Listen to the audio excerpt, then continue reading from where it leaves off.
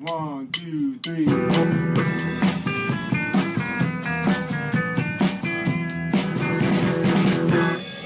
Hello and welcome to Dopey, the podcast on drugs, addiction, and dumb shit. And my name is Dave, and this is very exciting.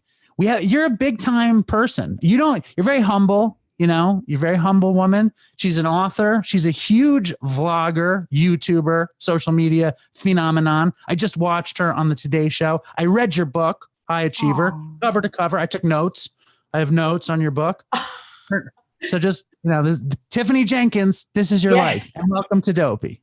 Thank you so much. I'm very excited to be here. And we need to just go ahead and lower the bar right now because you set me up to make me sound amazing. And I'm going to make it weird at some point. So, well, I'm sure one of us will make it weird and then we'll come back. That's okay. Yes, that's the point of this thing, right? We fuck it up and then we come back. Yes. And like I was describing the show to Tiffany before we started, and she was, shocked and saddened when I told her about Chris. And you said, I hate addiction, right? But isn't it so strange the way like everything that we do is informed by our own struggle, right? Yes, absolutely. I mean, ultimately, we're in control, but addiction takes a perfectly wonderful, completely loved person and turns them into a shell and just takes them away. And it breaks my heart when I hear about really good people who are doing really good things. And then just the next second they're gone. It's devastating. It is. And the most important thing, and maybe the craziest thing, is that if it's like we could go out and use, right? And if we go out and use, we could just drop dead. And I think like that's something that I wasn't really comprehending. I don't even know if I comprehend it now. Like, I don't know that even though it happened to Chris and it happened to another friend and it happens to, millions of people every week, it's still hard to comprehend. Yeah. And I loved your book. I really did. And I think your story is awesome. I love that. I don't think we've had a show in a while, so I'm happy. We have a lot of women fans, so I'm happy that when you're a drug addict and you shot drugs. So I feel good about those things. Yeah, totally did all of those things. I'll fit right in around here. I think it's very cool what you're doing, and I think it's cool that people have a place to go and feel like they're not alone. I think that's wonderful, and I'm super stoked to be a part of it. Yeah, Dopey Nation. Welcome to the Dopey Nation. Okay. So welcome. And one thing, we have a bunch of things in common, obviously, but one thing was that we're both late bloomers. Like I think I had my first drink at like 16, right? And I drank to blackout, but I got so sick that I didn't drink again. Your story is like the classic alcoholic story, right? Yeah. Well, it was like the moment that I took a sip of alcohol, it woke something up in me that I never knew existed prior. Like I was a really good kid. I was a cheerleader. My stepdad was a cop.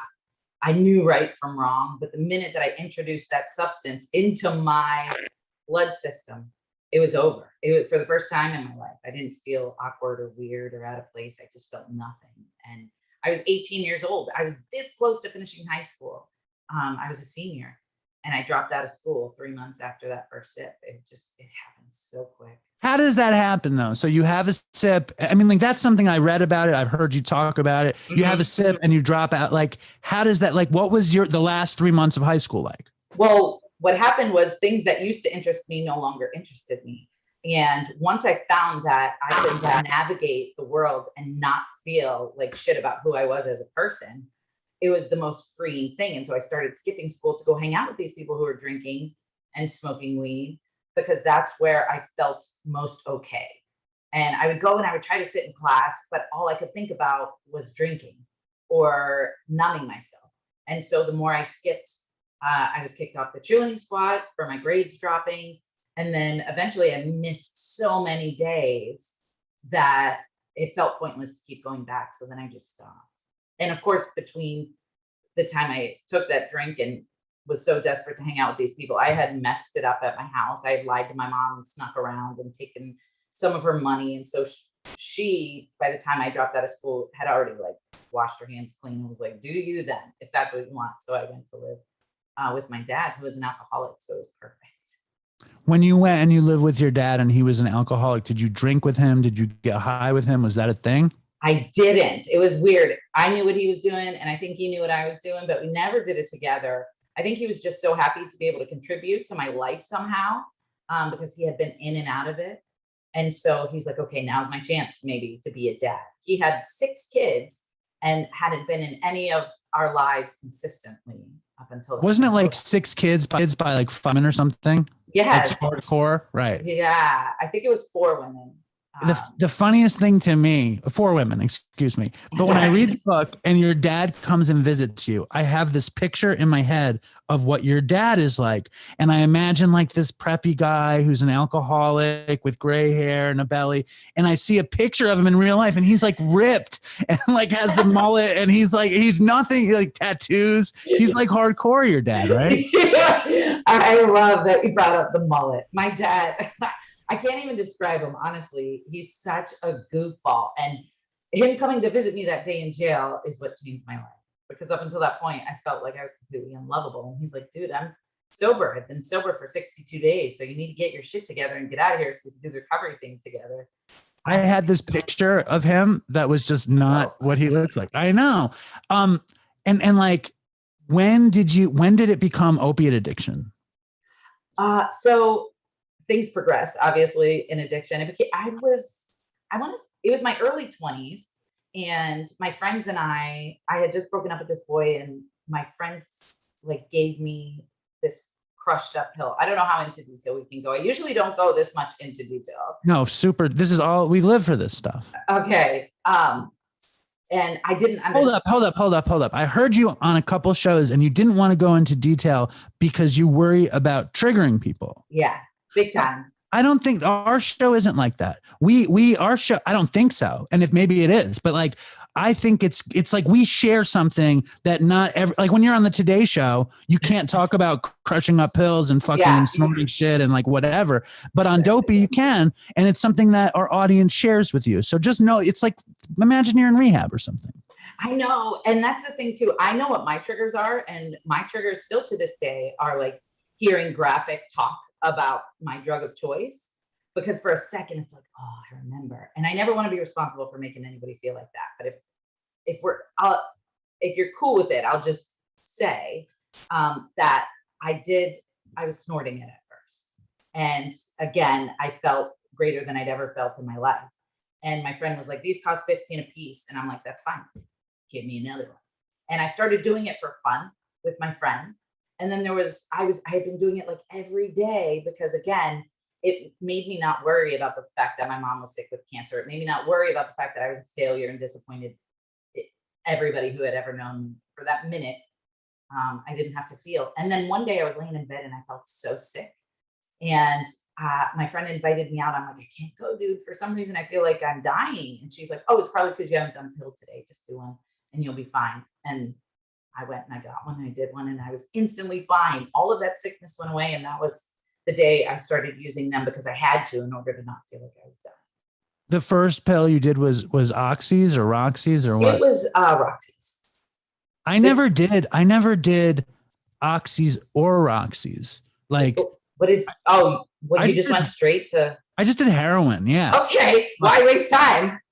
Well, I don't think I'm from New York and I don't think there were pills around and there was heroin around, you know, like nobody ever even offered me. I mean, like I'm 47 years old and I used from when I was 23 until I was 36 or something, 37. I probably used heroin, and no one in my whole life ever gave me an Oxycontin ever, never once. That's shocking to me. That's so weird. It must be like a geographical thing because at the time I started using them, they were everywhere. And the price just kept going up because doctors started cracking down on them. But if somebody had, I believe that at that point in time, if somebody had offered me I don't think I would have done it because it would have felt so extreme to me. But for some reason, starting with pills, which were prescribed to people from doctors, made it feel okay. But then the Roxy's got harder to find. And I was so desperate. And my friend's like, well, I have these Dilaudid. And I was like, great, bring them. And she's like, well, the only thing is you have to inject them. And that was always the thing that I would compare what I was doing to. Like, well, at least I don't shoot up. At least I'm not that bad. But when you're sick, you don't give a shit. And you're like, bring it, bring everything. I don't care what it is. And it was a completely different feeling and sensation. And I became addicted to the ritual of injecting myself. And So you're the classic Sackler casualty. Like you're the classic casualty of big pharma and all that stuff because like, right? No, yes. No, I hadn't been injured. There was literally no physical reason for me to use these so desperately. It was just because I felt broken inside. And I think that back then we didn't talk about depression and anxiety when I was that age. And so I never knew what was wrong with me. I just felt fucked up in the head and I thought I was crazy. And so when I took this stuff, I didn't feel that way anymore. And so see, I like it when you talk about depression and anxiety because like I never talk about I like anxiety is like I just feel like that's me being Jewish, like neuroses is anxiety, like it's just I'm stuck with it. And depression I just thought was like thinking. You know what I mean? If you can think, like why wouldn't you be depressed? Oh my gosh, that is a great point. I think about that all the time. I'm like, who isn't depressed and anxious with the world we live in? I think that there is a difference when like with my anxiety, I'm terrified when there's zero threat. There's zero reason. I will start a train of thought. Like I'll be looking at my kids and I'll be enjoying their presence. And then dark images of them getting badly hurt enter my brain for no reason. And I'm actually like picturing their bodies, you know, and I'm like, what am I doing? I'm hyperventilating for no reason. We're safe. We're in my living room. But I think there's a difference between feeling stressed and feeling like you're in a haunted house in the middle of the day on a Wednesday when all you're doing is sitting on the couch. Absolutely. Absolutely. It sucks so bad. I still battle with it, but I've learned different coping mechanisms that don't want, you know, end me up in jail. What do you do? I mean, because I have two kids.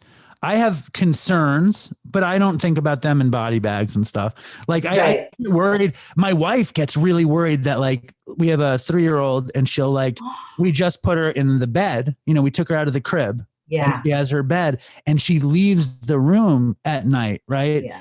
And so we have a baby gate on the top of the steps and I forget to lock the gate and I go to work one day and my wife texts me, I will kill you. She wrote, when Susan falls down the steps, her blood is going to be on your hands. Yes. Good for your wife. I would say that same stuff because it's so true. Like I totally get your wife. I feel like we could have a conversation about this. I tell my husband all the time because he's just so nonchalant. He's like, let him play in the road with fireworks. And I'm like, honey, it's not safe. And there are in ways I feel like I'm ruining my kids. I'm definitely passing my anxiety on to them. I feel like they have way less fun when I'm around. And so that's something that I have to really work on, but it's something that I am actively working on. But so when I start to feel anxious, like I've learned breathing exercises. I have tactile things that bring me peace in the moment. Do you use fidget toys? I do. No, you don't. I do. That's fine. Yeah. Right. But I don't carry them regularly, but I have fidget jewelry that you spin that helps me like when I'm on stage or when I'm on a show or something. I keep crystals in my pockets, which I'm not trying to say like I'm a witch or anything. Not that there's anything wrong with that, but I transfer all my nervous energy into the stone. And I'm like telling myself, like, you're safe, you're at peace, take all the nervous energy and put it into your hand. And it really helps. I love filling bowls up with Orbeez, which sounds so stupid, but I have one on Orbeez, like water beads. I don't know what that is. Yes, you do. You have to know what it is. They're those little balls and they're clear. And they start out really small and then you add water to them and then they get a little bigger. They're used in, okay, well, you're missing out. They're for kids. Oh, I'll research it. Orbeez. Okay. I filled the bathtub with them because I was like, this is going to be so fun for the kids one time.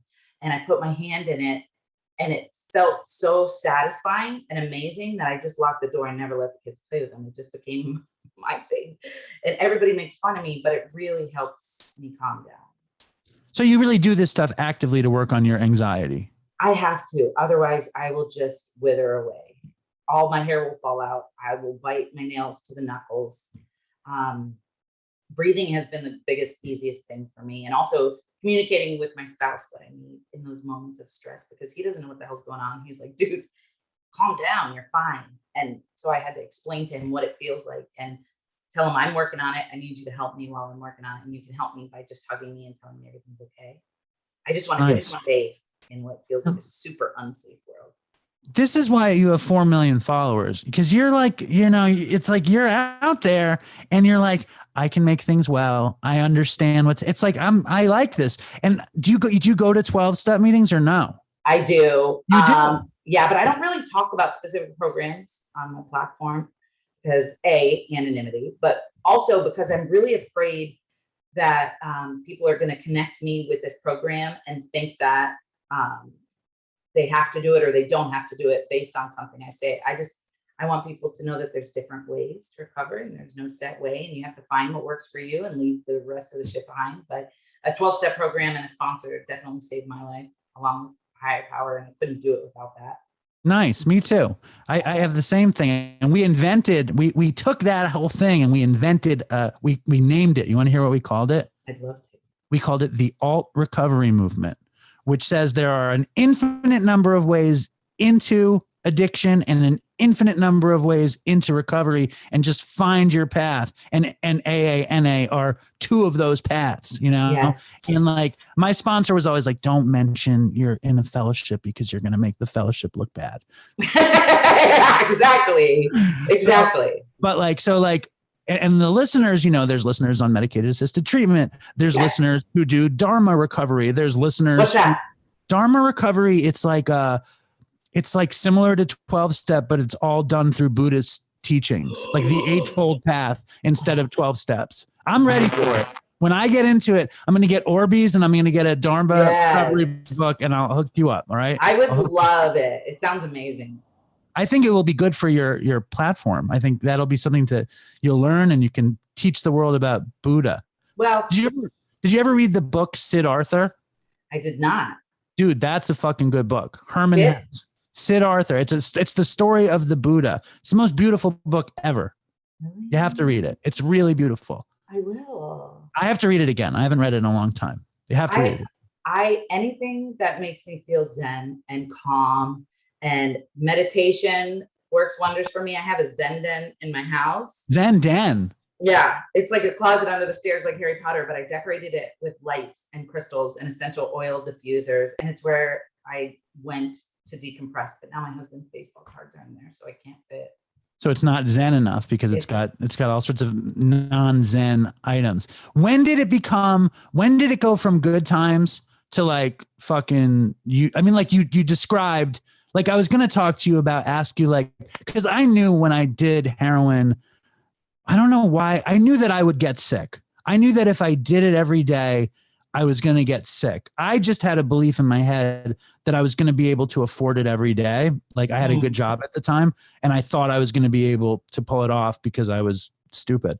Yeah. And, I believed something that wasn't true. I was practicing self-deception. Yeah. But I knew that if I did it every day, I was going to get sick. So it sounds like when you first got sick, you were like, fuck it. I don't want to feel sick again. Yeah. So I didn't know though. Like I'm not joking. I thought meth and heroin and all of that stuff was the stuff that you didn't do because it turned you into a robber and a felon. I didn't think that could happen with pills because it wasn't as prevalent, like as well known as it is now. So when I started, I genuinely had no idea that it would end that way. I'd never had an idea. And even that night when I was sick, I thought, I don't think I even cared. I'm like, this is just my life now. And if I just keep it to 1 Roxy per day, I'll be fine. I remember thinking I could manage it. And then my mom got really sick and passed away at 46. And I found out I was getting a trust fund. And I was like, I'm so smart and self-aware that I know I will take this trust fund money and I will use it to die because I'll buy so many drugs. So I went to the person in charge of the trust fund and asked them to spend that money on a rehab for me. And I went to rehab in 2009 because I thought it's what I was supposed to do. I didn't want to be there, but I thought it was the right thing to do. And that was you have the Roxy habit. You get the trust fund. And when everyone thinks you're going to spend the trust fund on Roxy's, you go to rehab. I didn't even get the trust fund because I knew if I did. And so I thought that would be the perfect time to mention I need help. But I was defiant the whole time in rehab. I'm like, just so you guys know, I'm still going to smoke weed when I get out of here. Weed is not my problem. It's the Roxy's. And they kept telling me that I couldn't. And so I was angry. And I ended up fleeing the day of my graduation and going to buy alcohol to celebrate my graduation.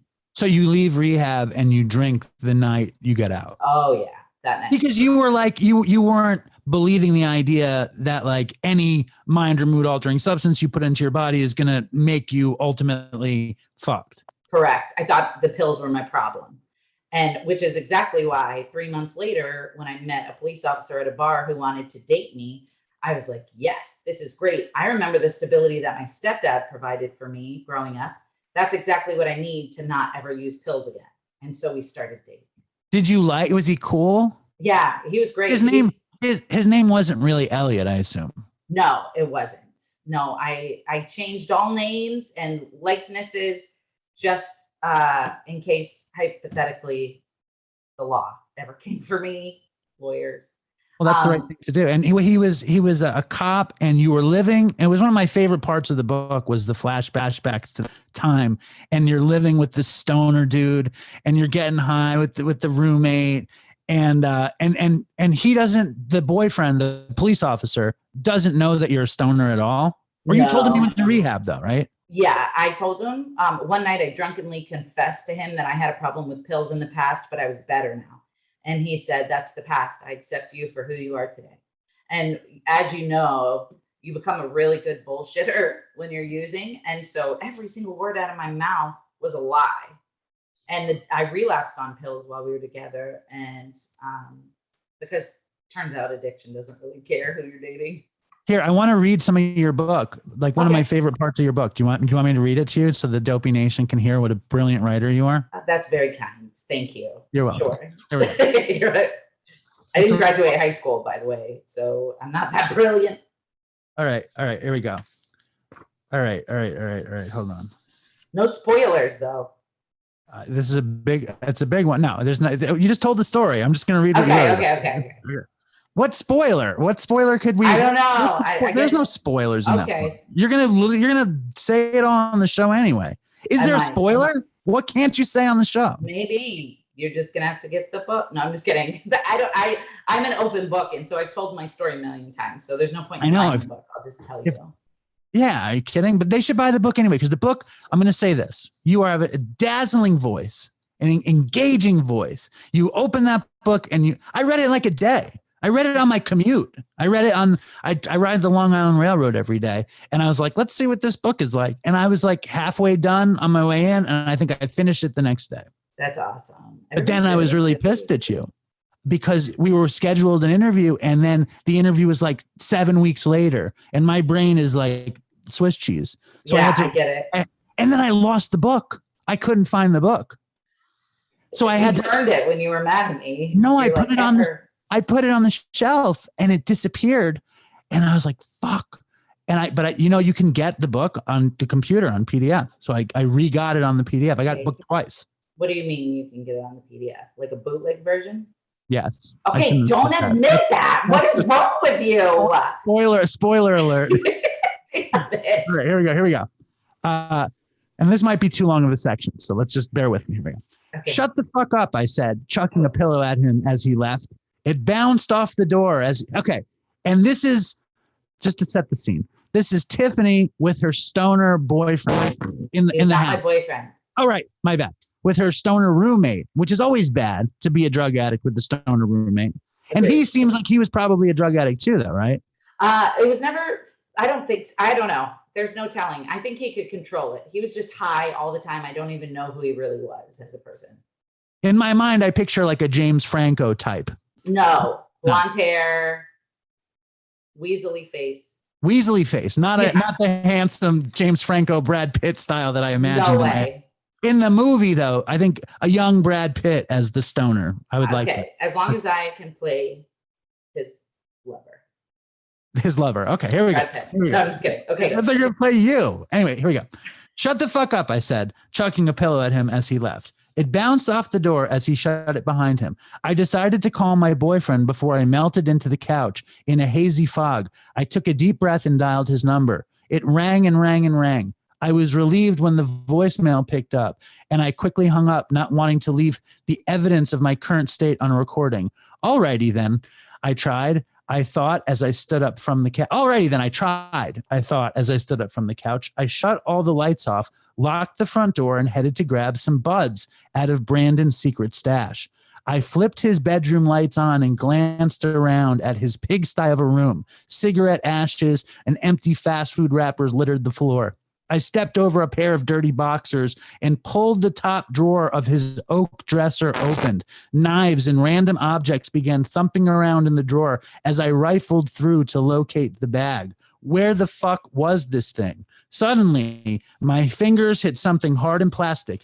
It definitely wasn't a bag. I began to sweat as my knuckles turned white from grasping the tube so hard. I gave it a shake, and my suspicions were confirmed. Pills rattled inside the bottle as I pulled it out from under the socks to get a better look. I should have let go and run out of the room, but curiosity had gotten the best of me. I looked at the label and didn't recognize the name of the person they were prescribed to, but I recognized the drug immediately. They were Oxy 80s. Dun, dun, dun. Yeah. That's where it gets good. One of the most powerful pills one could get. One pill costs like $40. What the fuck was he doing with these? My palms were clammy around the bottle, but I couldn't let go. My heart was wrapping the inside of my rib cage, and I began salivating. It felt like I was possessed. This is a good relapse passage, just so you know. Are you feeling it? Are you on the edge of your I am feeling it. It's so weird to hear it because I remember the moment. Put them back, you fucking idiot. You are clean. You got clean for your mother. She is watching you right now. Don't do this, I said to myself. There was an inner battle going on in my mind between my addiction and myself. Turmoil and angst swarmed around me inside like bees. Suddenly, and before I had time to think, I threw the bottle into the drawer and left the room. I didn't even bother closing the drawer. I had to get out of there. I wasn't going to let my addiction win this time. I had come so far and was not about to give up now. I made it 2 steps out of the bedroom when suddenly my mind was hijacked. A dark force took over the helm, and I was merely a helpless bystander. I watched from somewhere far away as my body turned around and my legs began moving toward the dresser before my brain could process what was happening. Stop, I yelled out loud to myself. No, the tears began streaming down my face. I couldn't stop what was happening. I was powerless. The familiar pop of the lid being opened was the most rewarding and heartbreaking sound I'd ever heard. I knew what came next. I shook a pill into the palm of my hand and returned the bottle to its resting place. A few moments later, I was staring down at the white line in front of me. It looked like powdered snow. I had licked the coating off the Oxy and smashed it to smithereens without a single thought. It was mechanical. I'd done it so many times that it was programmed into my mind. I could keep reading, but I have to. I'm sorry. Without hesitation, I placed the rolled up dollar bill in my nose, leaned down, and snorted deeply. The powder coated the back of my throat as the familiar burn in my nose greeted me like an old friend. I shoved the rolled up bill into my bra just as my brain turned to jello, and the warm sensation of liquid relaxation began flowing through my veins. Holy shit, I missed this feeling. Fuck. Why would anyone voluntarily stop taking these things? It was as though I were being wrapped in a warm hug, a hug I couldn't receive from anyone else. A hug I couldn't receive from anyone else. That's relapse. That is, hold on here. That's great. I don't know. Thank you. It was the shittiest moment of my life where I'm just kidding. My palms are sweating right now for some reason. It fucked you up. I don't, is my face red? I don't see how that could not be triggering for someone listening. Well, listen, this is the thing. I think the bottom line is this. If drugs could work, if you could take drugs and be happy and have a good life, you'd still be doing it. You know what I mean? It doesn't work like that. Right. You stop because it's misery. And anybody who's listening, listen, anybody who's having a moment, it's not going to work out. She fucking went to jail and went terrible for her. She tried to kill herself. Yes, let's play the tape all the way through. Spoiler alert, it doesn't work. Yeah, spoiler alert. That amazing few seconds of feeling ended up in me with no clothes on in suicide watch trying to kill myself. I have the quote from there too, but we'll get to that one. We'll get there. That's my other quote I have. Wow. The point is, like, in those moments, like, and it's so funny, like the different, because like you said, when you left treatment, you thought you could drink and you thought you could smoke weed. A long time ago, I was talking with a friend, actually Chris, who I'd done the show with for years, about, you know, there's so many different kind of takes of recovery, and people who can smoke weed, or people who can drink, or people who could, whatever, you know, there are all these different paths. For me, if I drop the force field and let one substance in, I'm fucked. You know, I don't have the chance to like resist the other ones. So like, and I also know that in my relapses, and I don't think I ever relapsed because I don't think I ever had sobriety. I think I was just always kind of going from one thing to the next. Right. But in a moment like that, I never would have deprived myself. You know what I mean? I would do exactly what you did and felt compelled, right? Yeah. Because at that time I had no real recovery under my belt. I had no real coping mechanisms to reach for in those moments. Now, if I stumbled upon something like that, it would be a completely different story. I know exactly what I would do. But back then I had no weapons. I had no force field, so to speak. And so I really like that you said that if I drop my force field and let one in, that I'm screwed. I've never heard that before. And that's such an amazing way to put it, because I'm the same way. I can't do anything. Yeah. I don't even, I eat too much ice cream. If we're going to talk about addiction, food addiction and ice cream, I feel those addictive feelings when it comes to ice cream. Like, if the idea of ice cream pops in my head, I have to friggin' have it. I don't care if I have to walk to the store barefoot. Like, I need it. And it's so, I'm like, oh my God, this is addict behavior, but at least it's not crack. So it's fine. Like, that's how I justify it. But where I really get addicty is where I start eating it and I'm like, there's no way I'm going to stop. I'm not stopping until it's gone. Like, that's where the real addict comes out. But in I think like the most important thing, and I really do appreciate your spirit. Like, you're like, oh, that's going to be triggery. And it is triggery, but it's important that exists, because people like us, you know, like, we get into situations like that and we fall, right? Sometimes, and sometimes we don't. And I think it's important to have both stories out there, you know? Now there's a thing in your book there's only one thing in your book that I really struggle with. Okay. I'm ready. With me? Okay.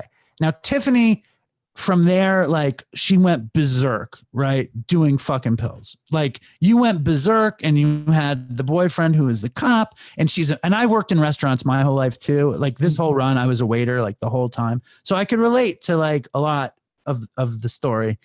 The one piece that I cannot relate to, and I want you to clarify this for me, because it's also just the juiciest thing to me. I know where you're going. She's driving to get some fucking drugs, right? And the car breaks down, and she doesn't want to call the police officer boyfriend. So she calls an ex-boyfriend who happens to be a drug dealer, and he comes and helps you out. And then he gives you a briefcase full of drugs. Mm-hmm. How could that be a true story? I know. So he wasn't my ex-boyfriend. He was my ex-buddy with benefits. Yes. And it's true. Okay. And this guy, I don't know, I can't remember if I mentioned it in the book, but this guy, I'm going to try really hard not to say his real name while I'm recounting this. I think in the book, his name was Josh. Okay. We'll call him Josh then. He is unlike any human being that I've ever met in my life. He was born rich. And so he has his pilot license. He went to law school. He has all these things, and he had cabinets full of drugs. And he had always been trying to encourage me to help him be one of his sellers. He had like people under him who would go out and sell and report back, but I had never done it because I never thought that the juice wasn't worth the squeeze to me. The $4 extra here and there was never worth it to me. But I was just so desperate at this point that I was down, but I ended up doing all of the supply just like I thought I would. And that's when things got a little crazy. Now, I'm also when I hear briefcase full of drugs, like, you know, it tickles my frontal lobe or my hypothalamus or something in my brain is what's in there? What drugs? What does he have? Does he have ether, DMT? What has he got in there? No, it was cocaine and pills and weed. Okay. And I had never even, like, I used to do cocaine just for fun, just whatever. But I was sitting in my house by myself and I was bored and I was like, I could just take a little bit. He would never know. And then I just kept doing that. And then with the pills, I would always come up with excuses like, I'm just going to do this pill and then I'll make enough money at work to replace it. But it never happens. Same with the pawn shops. It just never happens. You always think that there's going to be a way out of this situation. And I think you justify it so hard and convince yourself that anything is possible when you're sick. And that's what I did through that whole thing. Do you think he was evil? I think he is still. I am terrified. Part of me is terrified that he's read this or somebody's told him like, hey, this sounds a lot like you. And I don't think this is in the book. I actually don't even know if I should mention this. Now that I'm thinking about it, it makes me an accessory a little bit, possibly. But anyway, I remember one day I was at his house and he came home and he had a bulletproof vest on and a gun. And he said, I just shot 3 people. Oh, yeah. Is it not? That's not that. I can't remember if I put it or not. But I remember. No, you didn't. No, it wasn't. What the heck are you talking about? And I guess there was like a drug deal gone bad and he had shot at the side of the car. He didn't know if any of them died. I ended up bringing it up to my ex-boyfriend and saying, hey, by the way, are there any unsolved murders that involve shooting from this month on this year? Because I think I know who did it. Like I was ready to admit it all, but it was never found. And I don't even know if it was true, but he's unlike anybody I've ever met. And he's still up to his old ways because I do occasionally stalk him on Facebook just to see if anything's changed. And nothing. I mean, the thing that really bothers me about it is just like, I've been in situations like where every time a drug dealer has ever fronted me drugs to sell, I've done them every time. Like it's never happened that like I actually sell drugs. I mean, except before I was addicted, like I used to sell acid in college and stuff. Yeah. And weed. Even with weed, it was hard for me to keep up with it because I'd always smoke it and I never really made money. But I'd never done that. So I guess I was so desperate that I thought maybe this would be. Sure. I mean, him though. I mean, he knew you're a fucking opiate addict, but like he wanted to put you in that situation is what I'm saying. Yeah. I thought there was a point when I said he was my best friend and I'll even have Facebook memories come up and with him in them. And I remember just thinking we were such great friends, but in hindsight, now that I know the definition of a true friend, we never were friends. He used me and I used him. Well, it's funny. I was texting with a listener of the show and he was talking about a relationship he has with an old heroin dealer. And I was thinking about just how, those relationships are so weird between drug addicts and drug dealers. And sometimes they feel like they're your best friend or their father figure or they're, you know what I mean? But it's very hard to have a friendship when you're high. Like it's very hard to have a friendship when you're in active addiction. Yeah. Even my best friend, who was a female, I would screw her over in a second. If our dealer was like, I have 3 left and I knew she wanted to go and get some, I'd be like, I'm on my way to her and get them. Totally. There's no loyalty when you're using. Because you're a fucking addict. I have this stupid light on and I look too bright, right? Do I look too bright? Think you look too bright. You look normal bright to me. One side of your face is brighter, but I know I'm not the pro. You have a nice even lighting. Nice evenly. Yeah. You're evenly lit. I didn't brush my hair today. It looks very brushed. Feel any better? Looks very brushed. So my point is, you got put in a bad situation. You know what I mean? And like there was no winning in that situation. It's like. And I had a choice in all of these situations. I always had a choice, but at the time it felt like I didn't have a choice. That desperation, like when your desperation grows so much, your morals drop and you just don't care. And there was so many things during that time that I couldn't see the future. The future was dark. I was just living for the moment. and whatever I had to do to get out of whatever situation I happened to put myself in. And that's when you tried Dilaudid. That's when you started shooting. That's when it was like, how long were you shooting? I was probably 5 months, 6 months before I got arrested. It did not take long. It felt like much longer because I was living in the police officer's house and I was hiding my scars. And I don't know. I thought nobody knew. And of course, once I got clean, all of my friends and family members were like, we knew, we just didn't want to say anything because we didn't want to push you away. And I get that. He didn't know, right? He didn't know. So here's what happened. Here's what I think. Because he had found my paraphernalia.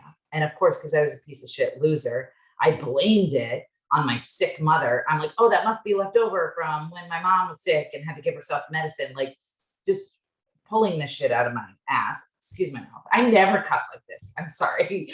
But I think that when you love somebody so much, you ignore the signs and the red flags because you so desperately don't want it to be true. And I like to think I was also, like, in hindsight, I thought I was such a good liar. And I thought that I would start lies on a Wednesday because I knew I would need it on a Saturday. I was lying before the lie became a lie just so I could be like, oh, remember I told you about that thing on Wednesday? It's happening now. And, but I think that love had a lot to do with it. He was truly, to this day, probably the greatest person that I've ever met in my life. He was truly kind. The minute his feet hit the ground in the morning, his life goal was to make me happy. And I was such a piece of shit. I took that and I squandered it and I took advantage of it. You were a using drug addict, Yeah. you know? So like you were a using drug addict and probably, and I'm not, you know, I'm no psychologist or I don't, you know, but probably you couldn't handle the kind of guy that would live to make you happy. Like that probably is not the kind of thing that like computes. Right. At the time, I didn't like it. I was like, can you just yell at me? Can you just like give me something? I remember I didn't like it, but because of I feel incapable of accepting that kind of love. Also, I felt guilty receiving that kind of love because I didn't deserve it in my mind. And so I would push it away. And I stayed with him for so long because I knew that if I told him the truth about like the monster that I actually was at the time, that I would lose everything. I would lose the house we were living in. I would lose him. I would lose respect. I would lose the puppy, which for some reason was such a big deal at the time. I thought that when he found out the truth about my crimes, that he would be like, dang, Tiffany, I can't believe you did that. Let's get you to rehab. But I was not expecting his police sergeant to find out before him. No, but you know what it is? I think because he believed the lie, you believed some of the lie. And the second that he finds out, it's true. You know what I mean? Like you were so good at lying and you were so invested in the story that as soon as it was out, your fantasy of being like this policeman's girlfriend who's straight and drinks sometimes is over. And the truth comes out. And then like, you know, the craziest thing, obviously, this is the spoiler, but we have to, you know, how can we not talk about it? Because it's like very juicy. I'm always a sucker for briefcases full of drugs. But when you owed the dealer so much money, right? That's when the shit went down, right? The desperation. Yeah. That's when it kicked in. Because I was so afraid that he would find out. And I was so afraid that all the truth about who I was would come to fruition. And it's looking back on it now, I can see that it was the universe's way of being like, it's over, bitch. Because I would have kept going on until I died. But I didn't expect things to go down the way they did. And to be honest with you, I didn't really care because I was living in the moment and I was just trying to get myself out of this hole that I had dug. And that's the thing about my story is it's so outlandish, but I think that anybody who has done drugs and lived that lifestyle knows that our stories sound fucking outlandish and like something from a movie. And that's because the desperation will make you do shit that no sane, normal thinking person would do. we're willing to go to lengths and means to do anything to make sure we can stay high. Yeah. The only reason it went so bad for you is because your boyfriend was a cop and you stole his guns and badge. That's why it went so bad for it's like we all steal from our families and our girlfriends and our parents and our grandparents. And it's so funny to me also because I just watched you on the Today Show and it's like they're sitting there all dressed and they're wearing pants. I mean, I might not be wearing pants, but on the Today Show, they're wearing pants. And it's like you having to reveal the stuff that you did. It's like the fucking worst thing that ever could have happened.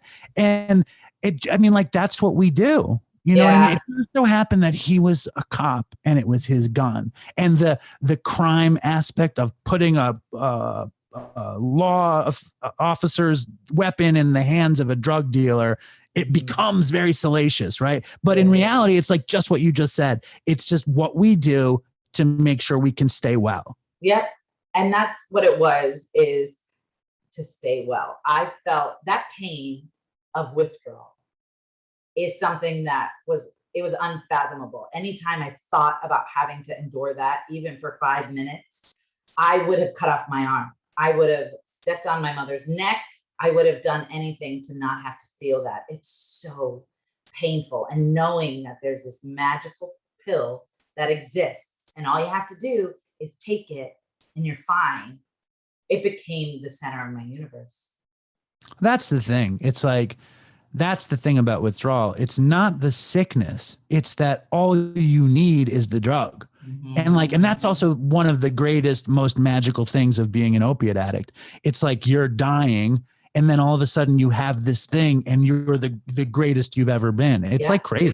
It's a crazy thing. I had COVID, right? I had COVID right in the beginning and it felt identical to kicking. It was so much like kicking, except I wasn't thinking like about copping. Like I put a blanket around me. I watched some movies. I cried. I enjoyed it. Like that. I'm fucked up. Like I enjoyed it. I enjoyed getting sick at COVID because I knew I wasn't going to go cop. And I had a chance to not work for a few days. You know what I mean? But the misery of withdrawal is that there's a solution. Yes. And when you combine the mental anguish with the physical pain, it felt unbearable to me. Like I'm sitting on the floor, like sweating and kicking around. And I'm like, I can't believe I've done this to myself. I've gotten myself here. I can't believe that I have to continue living in this broken body.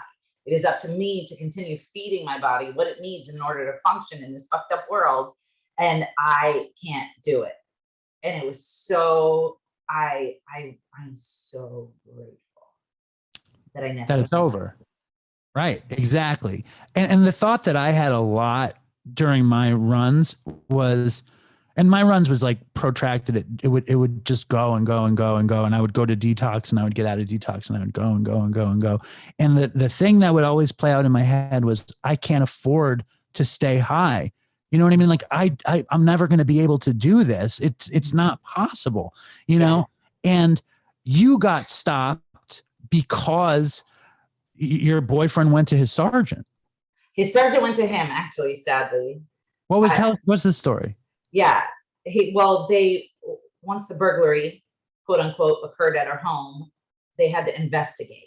And I was probably acting suspicious because I was high as a kite when they were interviewing me about the burglary. And so for some reason, somebody looked up my name in the pawn searches for my town, looked up my name. And of course, it came up with everything that I had pawned. And so they printed it all out, including photos of me standing there pawning it, and went to him and said, did you know that your girlfriend was doing all this? And he said, no. And they said, we have no choice but to arrest her. And so then they all came to my house and pulled me out of bed and arrested me. If I had just gone to him and told him I had a problem, I probably never would have gotten arrested. But I just couldn't bring myself to tell him the truth. So he had no choice. I mean, he was crying when he woke me up out of bed. And he just said, the detectives want to talk to you. And I said, I talked to them last night. And he said, you got to go out there. And then the detective came in the bedroom and was like, get out here now. And that was when I knew that it wasn't just to interview me, that I was caught. Right, right. And it's like, I hear, it's just so funny when we go over the details and we say, well, if this had happened, then this wouldn't have happened. But in your situation and in my situation, if any of those things hadn't happened, you wouldn't have your kids. Oh yeah, I know. Like, it's like, I wouldn't have my kids. It's like, and that's deep. You know what I mean? It's like, you go over it like, oh, if only I had just copped to my boyfriend. But if you hadn't gone the exact path you went, wound up in jail, you would not have the life that you have right now. And it's pretty incredible. And then you had to go to jail. And that's when the shit, and then you had to kick in jail. Ugh.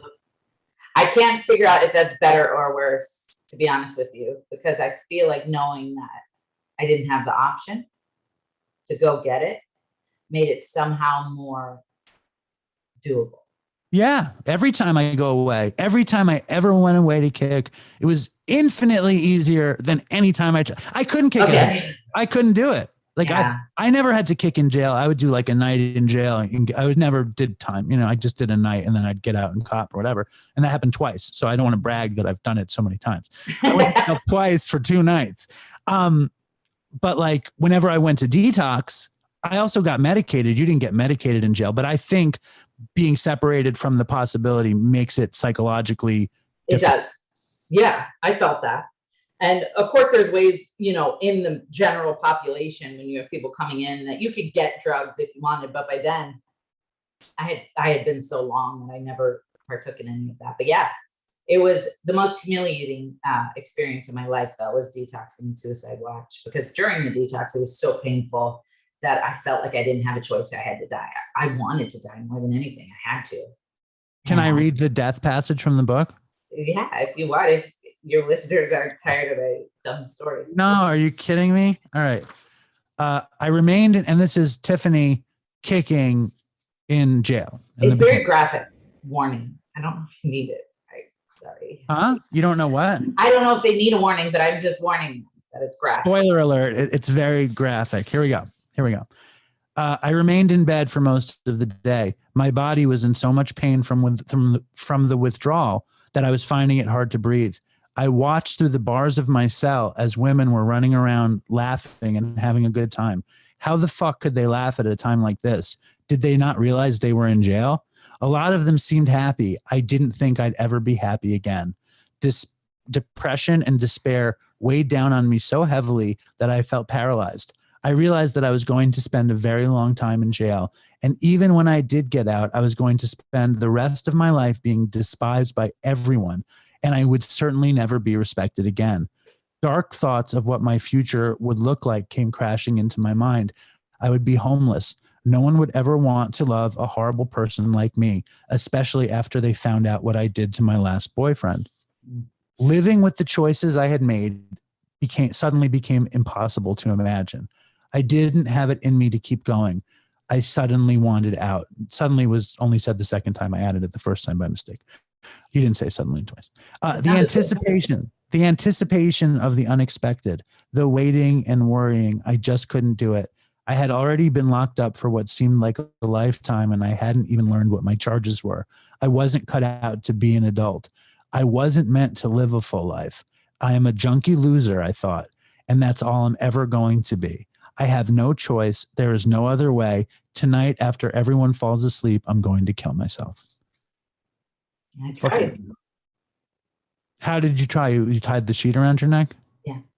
And I tied it to the bed and I sat down, and I had always heard that your body naturally fights against that, but I didn't feel any of that. I just started losing consciousness, I guess is what you call it. And I started getting tunnel vision and started blacking out. And when I saw light, I thought that was it. And I was so stoked. I'm like, yes, let's go. Heaven, here I come. I don't have to deal with life anymore. And it's just the flashlights of the patrol. Well, thank God. Thank God you survived it. Yeah. And I mean, a lot of the book is in jail, and it's like fun, girly action in jail. Some of it is fun, girly action in jail. Some of it is misery. It's just, you know, it is a great depiction of your experience. How long do you think the suicidal thoughts stayed around? The whole time I was in suicide watch for days. How long was it? I was in suicide watch for 5 or 6 days, I think. And it was horrible. Suicide watch is just these glass doors all around you, like glass windows, so that they can peek in and make sure that you're not trying to do anything. Like Oz. I never watched that show. Should I? Yeah. Listen, Oz, it's one of the cheesiest shows ever. That was a show that I did heroin every second of while I watched it. And I'm like, even just talking about it makes me want to watch it. The show is not good. First of all, okay. It's not good, but there's something incredibly seductive about it and fun. I reckon if you feel like your program is locked in and you don't mind watching something pretty campy and that will definitely remind you of your experience as a drug addict, I highly recommend watching Oz. Okay. I'll look into it. It sucks though, but I really like it. It's not good. I love watching shitty shows. And you have to watch Oz. You have to. And next time you come on Dopey, you could talk about Oz. That would be great. I'd love that. Episode. I would really like that. I would. Now, so but it passed, and you managed to. And they gave you the option in jail of you either like get out on long probation or you go to rehab, right? And still get out on long probation. I had 3 years, regardless. But yeah, one of the options was to do 2 more months in jail and then probation. Or I'm sorry, do 4 more months in jail and probation, or do 2 more months of jail, 6 months live in treatment, and then 3 years probation. And everybody there was like, girl, get out of here and be free. But I knew that I'd end up right back there. I guess I'm like there in my head, but I'd end up right back there if I didn't go and get help, because my brain was broken and it was going to be with me the whole time. So I had to go take it to somebody who knew how to fix it. And that's what rehab did for me. This time I wanted it. I wasn't just there because I felt like I was supposed to be. And so many times people go to rehab or go to jail and they don't find their bottom. And we had talked about your dad. That was the bottom. That was the turning point. I think the turning point that made me want to get help was knowing that somebody out there still loved me despite the shit that I did. Because prior to that, I didn't want to live because I knew that nobody would ever love me again. And I would have to spend the rest of my life fighting to get somebody to respect me. And I didn't have the energy or the willingness to do that. But when my dad said, dude, there's nothing you could do that could change my mind about you. I will always love you. And I have faith in you. And I know you can do this. I was like, at least one person out there who's known me since birth knows that deep down I'm a good person. And if that person can believe in me, I can believe in myself for a little bit. Nice. And there were lots of opportunities to get high in jail. I don't remember. Did you ever get high in jail? No. So the last time you got high was when? November 26th. Technically late of November 25th of 2012, but I was arrested the next morning, but I probably still had drugs in my system. So I say. So you've never gotten high since then? No. Oh, that's pretty, hold on. Thank you. That's pretty great. That's pretty. And then my favorite part of the story, and it's so quick in the book, but it's obviously like the whole juggling the Jenkins universe, is that in halfway, Tiffany meets some junkie in another halfway house and they go and fuck and have a kid. Yeah. Hold on. Yeah, we did that. And it worked out. That's amazing. How did you meet him? Tell the romance. Okay, first of all, we're not going to call it a romance because he was graduating rehab and giving his commencement speech.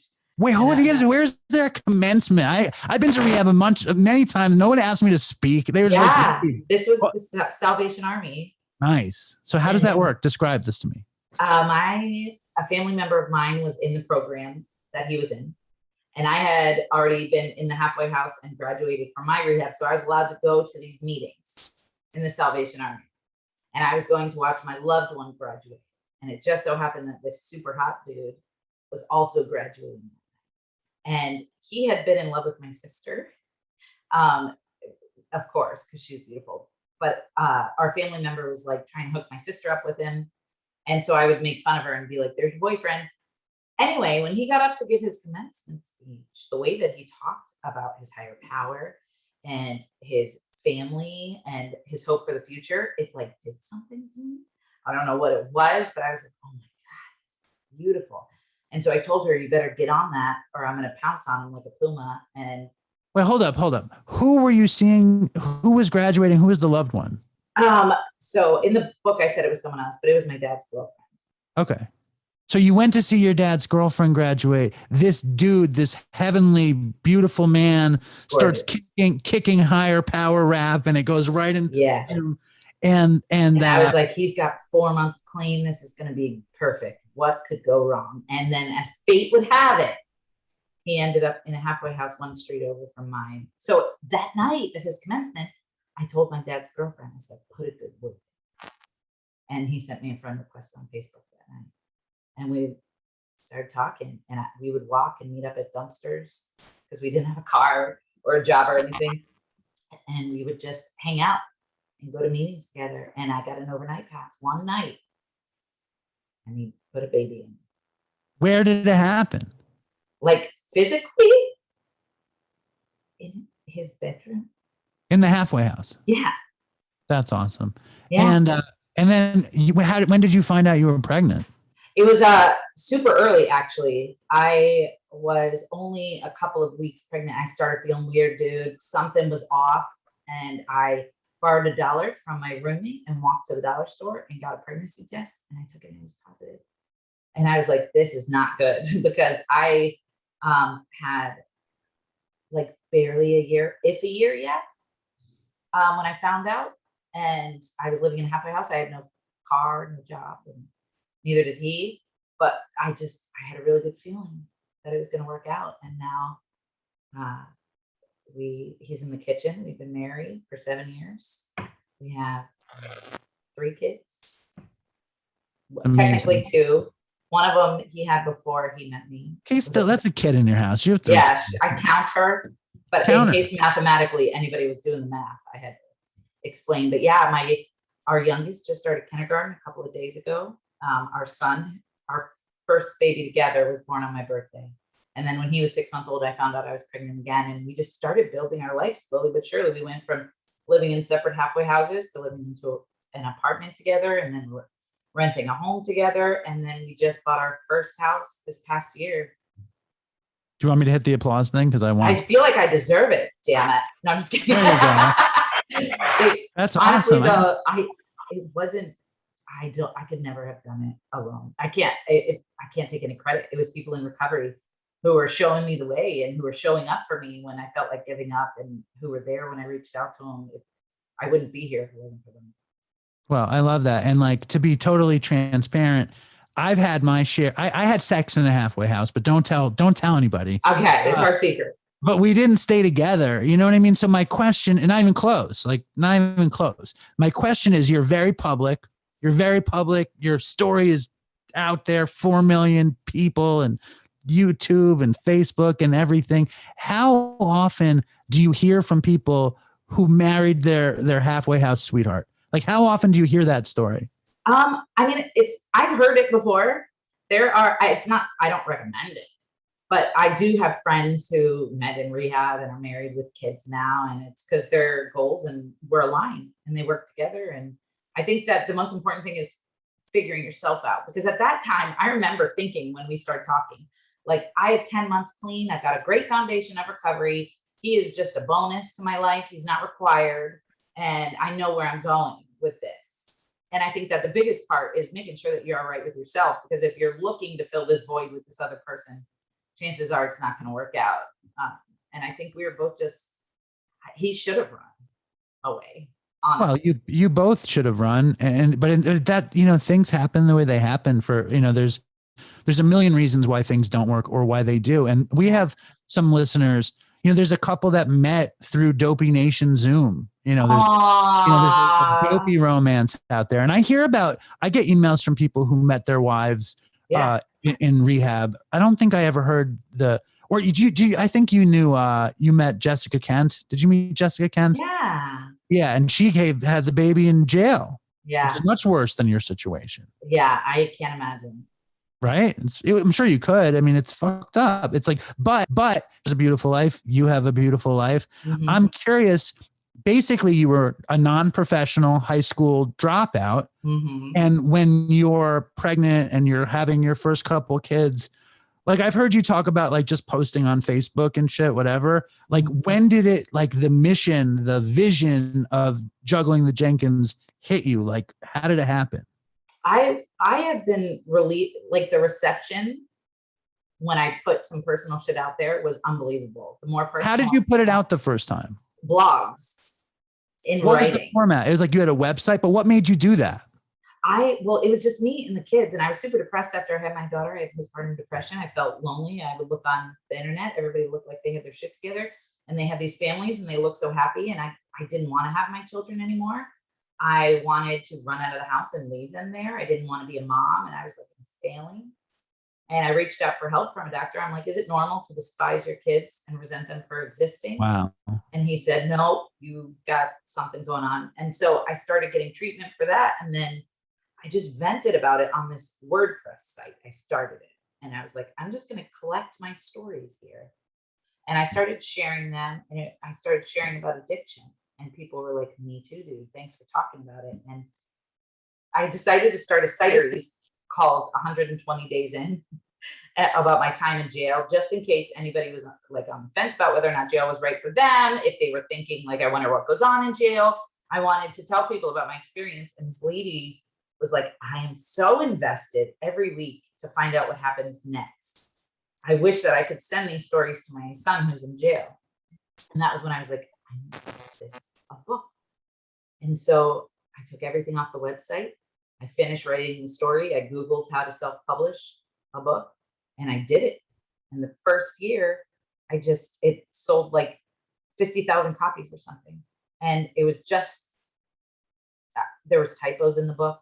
Character names changed from one page to the next. Like I had no effing clue what I was doing, but I did it anyway. And Penguin Random House caught wind of my book, and they were like, let us help you with these typos and we'll republish it. And now it's in bookstores and it's being sent to jails and rehabs all over the place. And it's, I guess it's just because like, instead of doing what I normally do, which is that's way too hard. I can't do that. It'll never work out. I was like, fuck it. I'm going to try. And I stepped outside my comfort zone, and everything, it was amazing. And I think it's you're like my hero. Do you know that? You're like my fucking hero. I'm trying to write a book. Like I'm working on a book. Okay. Awesome. The working title, The Last Jewish Waiter. Working title. Love it. I'm working on a YouTube channel because I want to be like you. You're my new hero. Oh my gosh, take me down from that pedestal because I am going to disappoint you any second. You can't. I think that's the point, though, is that I dropped out of high school. I, at one point, tried to die. Like I had nothing to offer the world. And if somebody like me is able to live a life after drugs and try all this cool shit that they never would have gotten the chance to if they had been successful in their own self-sabotage attempts, that anybody can do. Absolutely. So true. And more importantly, like we went to the end of the world. We almost died. We, misery, depravity, depression, nothing good coming. And then all of a sudden you're not doing that shit. And it's like, you can make things and you can create things that bring you joy, you can create things that bring me joy, and we can sit here and none of it could have happened if you kept smoking weed or doing oxys or shooting Dilaudid or whatever the case may be, and it's amazing. I think, I love your story. Now I have another question. Okay. What came first, the book or the vlog? So videos also, I think I've always loved comedy. I've always considered myself to be a goofball. And so I think it was simultaneous. I started juggling the Jenkins in 2017, and I just made some silly videos while putting writing out. And the book, there had been a couple of videos released at the time of the book, but I think it was a culmination of the two. People would find my funny videos online and be like, oh my gosh, she's so hilarious, I'm going to follow her. And then they get to my page and find out that I'm a recovering drug addict. And they're like, wait a minute, this does not look like what I think of when I think of a drug addict. And so that's when I slap them with the truth. And I'm like, so keep hope alive, because if you like me, then you have to know that there's hope for your life. That's the rope-a-dope, and you have balls though. Like when Chris and I started the show, we didn't have balls. We were totally in an anonymity, in anonymity. You know what I'm saying? Like, and I still like, I'm not so public with people that aren't into Dopey. You know, in the Dopey world, pretty much everybody knows who I am, whatever. But in my world, I'm in my own personal sphere, like at work, I tell everybody I'm a drug addict in recovery. I don't mind. But in my friend world, I don't talk about it. You know, I mean, that's not even true. Only on social media. I do not publicize being an addict on social media. Like on your personal page? Yeah. Yeah. Or, I don't. Well, you don't have to. If you I know I don't, but I like that you had balls and it worked. Well, the only reason I even had those balls is because of the reception that I received. I was shocked at the amount of people who accepted me and were like, that's amazing. You're awesome. Thank you for telling me. But that's the courage paying off. Here, I want you to read. Can I send you an email really fast and you can read it? Okay, hold on, stand by. Did you have fun on the show? I did. It felt like I was just a conversation. I've never had anyone read parts of my book before. How did that feel? Did that make you feel like a real author? It was an experience. It did. It made me feel, I don't know how it made me feel. It was like, oh, fuck. You know what I forgot to do? I forgot to do the fucking BetterHelp ad. God fucking damn it. That's okay. Always forget. Let's do it. Just do it now. Can't you put it in later? We'll do it at the end, but I always forget the BetterHelp ad. Sorry, my bad. Okay. Here we go. Da, da, da, da, da. Tiffany Jenkins notes. Okay. Hold on. Here we go. That didn't work. Hold on. What the fuck is that? All right.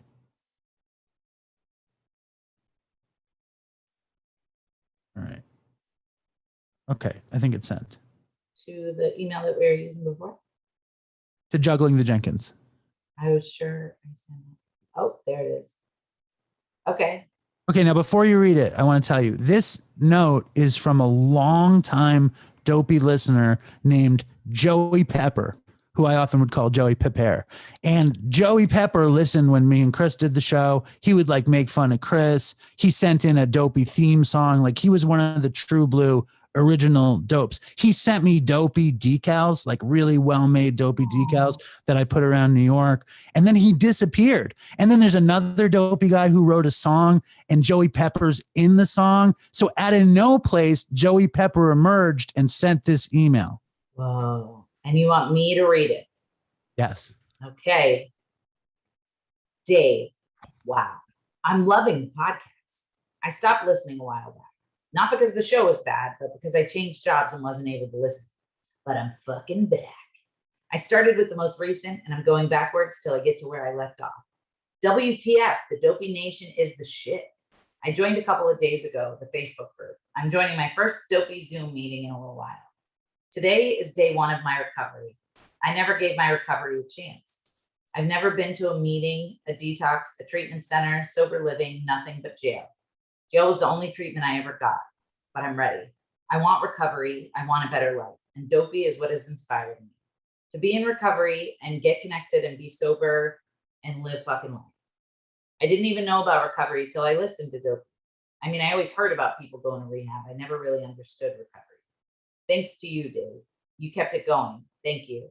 If I didn't have Dopey in my ear all day, every day today, probably wouldn't be. If I didn't have Dopey in my ear all day, every day, today probably wouldn't be day one. So thank you, Dave. Joey Pepper. That's so sweet. Hold on. Yes, Joey Pepper. When was this sent? Where is he? How's he doing? He okay, there's something called the Dopey Nation was something that we would make fun of our listeners and call them the Dopey Nation. And I would kind of do a weird preacher at the end of the show and say, stay strong, Dopey Nation. And that was the beginning. And then it became a real thing. And then after Chris died, they started a group on Facebook called the Dopey Nation. And now there's like 5,000, 6,000 people in it. And like, they have Zooms. They have fucking 25 Dopey Nation Zooms a week where they champion the alt recovery movement. And they're going to love you, by the way. I know that's a drop in your 4 million empire. Listen, like, yes, it doesn't matter. I did not set out to have that many. I think that if just one person hears something and is like, I'm going to try something different today, then literally my work on earth is done, I feel like. And so The numbers are a bonus, but I think it's amazing what you're doing, and it has to make you feel so proud to see all these connections being made in this community that you and your friend created. It does. It does. I mean, I was like, I always wanted to have a talk show. Like I always wanted to have a talk show. And then we had fun making the show. And I'm kind of like, I'm coming around to the fact that the show helps people. Like that's in my mind. I like it. It makes me happy. It's fun. Like you and I had a bunch of laughs. Like it was fun. Mm-hmm. I like fucked up stories. I love being in recovery, and I love the process of putting a show together. Like I just enjoy the work. Yeah. You know, the fact that people are like getting something out of it is like a side effect. It's like, it's like, and I don't know, like, you know, last year we sent like 13 people to free treatment, like scholarships. Yeah, I mean like, and so like, I'm starting to embrace like that Dopey actually does some good besides give me fun and make me a little bit of money.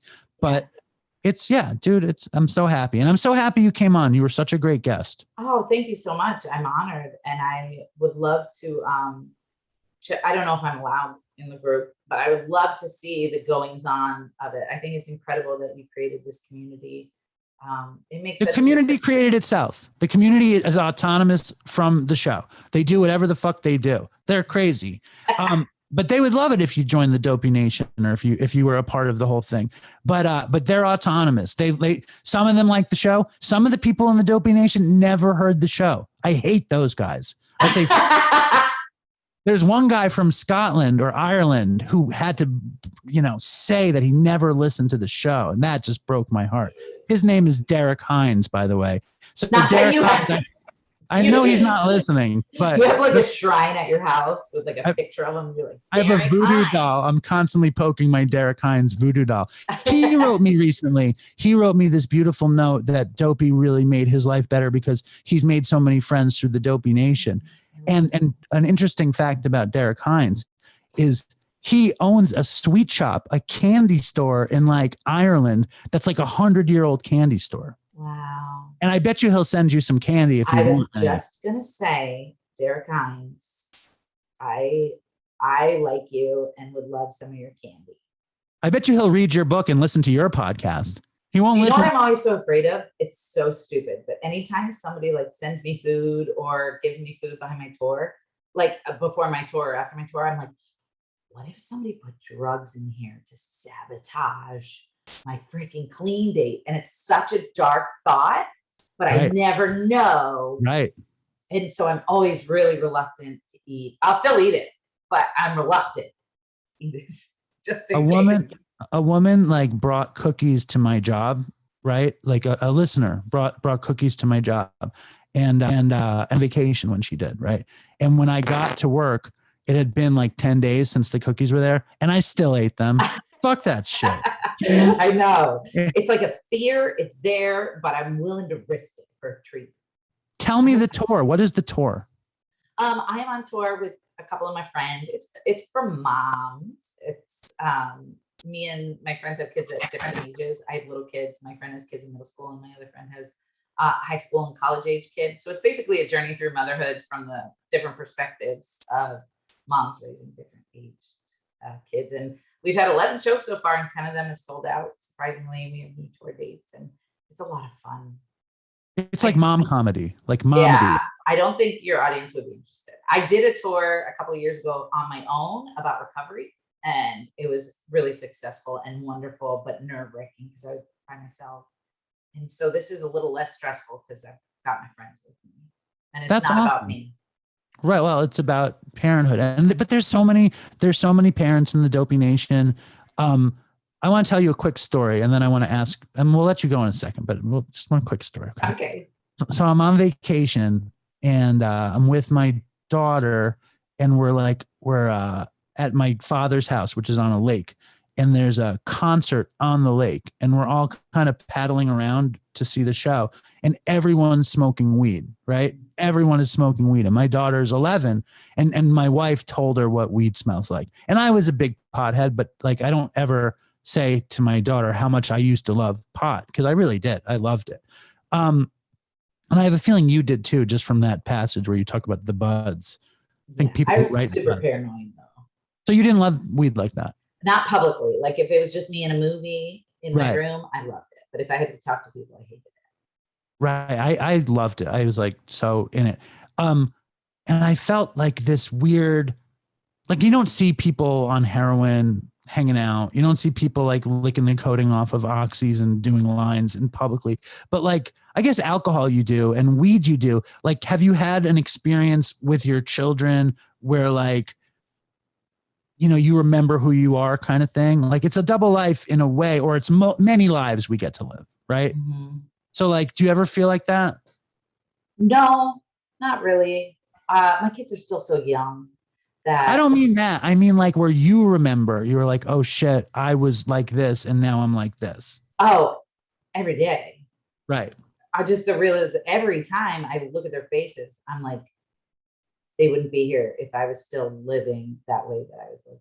It's every single thing in my life is a reminder of, I try to remind myself every day of where I came from because I don't want to go back. Totally. And the juggling the Jenkins empire didn't come to you in one pop. It just developed. Yeah.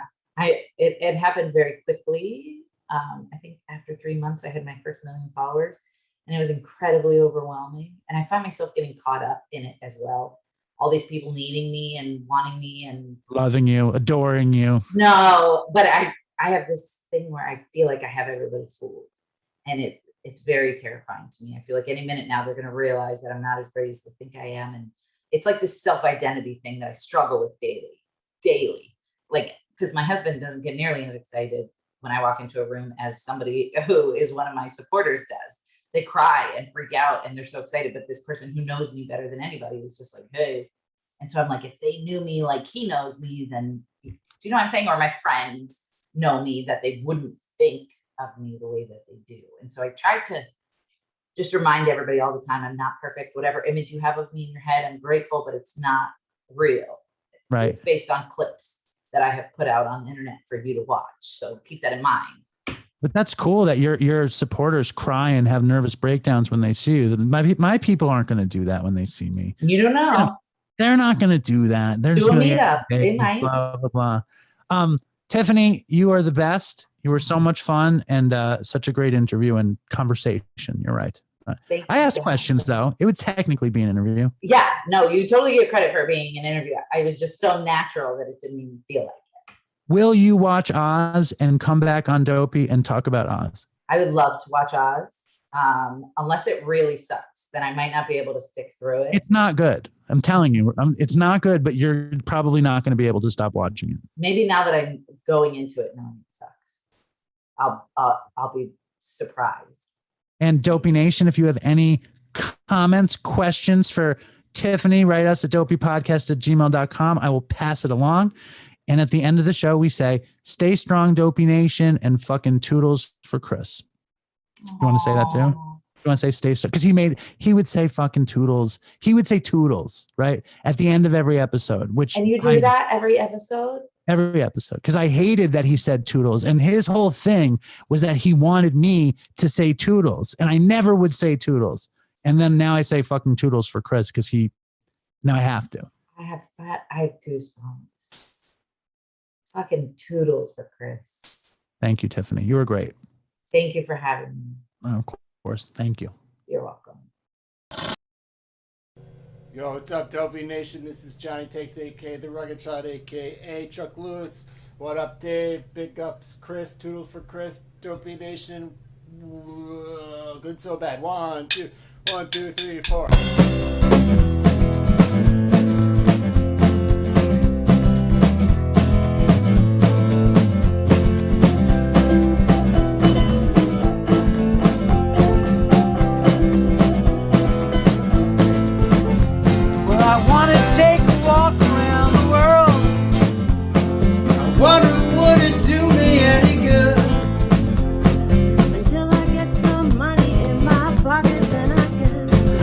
Have to walk around this neighborhood, but I wanna be good so bad. Wanna be so good, so bad, so bad. I wanna be good so bad, so bad.